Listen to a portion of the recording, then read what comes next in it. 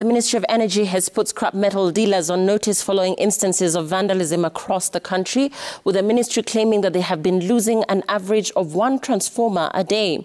Energy and Petroleum CS Davis Chirchir warned the dealers that should the vandalism cases persist, the government will have no option but to shut down the sector and charge the dealers with economic sabotage. Faisal Ahmed has more on this story. Good morning, my name is Faisal Ahmed. Scrap metal dealers in the country have been asked to shape up or ship out during a meeting with top officials of the Ministry of Energy. Energy CS Davis Chirchir gave a stern warning to the dealers, saying that if the vandalism of electronic components in the country continues, then the government will have no option but to shut down the entire sector. Be vandals, and I want us to talk to that, because if we become vandals, then you are fighting government.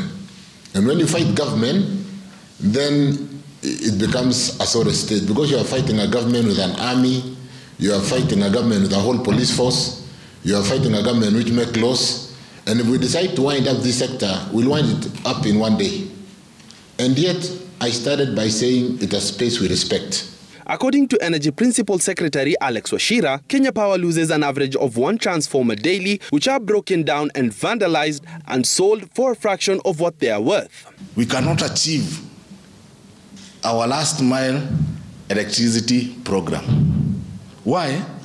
Because when we are losing a transformer every day, it means for me now to do the electrification program, I have to purchase 2 transformers, because the first one that had already been installed has been vandalized, and those people cannot stay without power.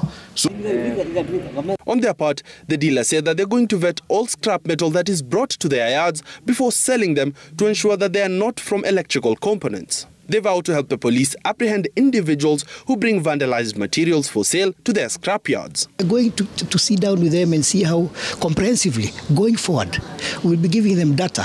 If vandalism happens in a river, we know our members there.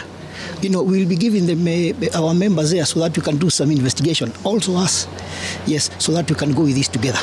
Last weekend, the main power line serving Nairobi and parts of Machakos County was vandalized, with parts of the tower being torn down to be sold as scrap metal.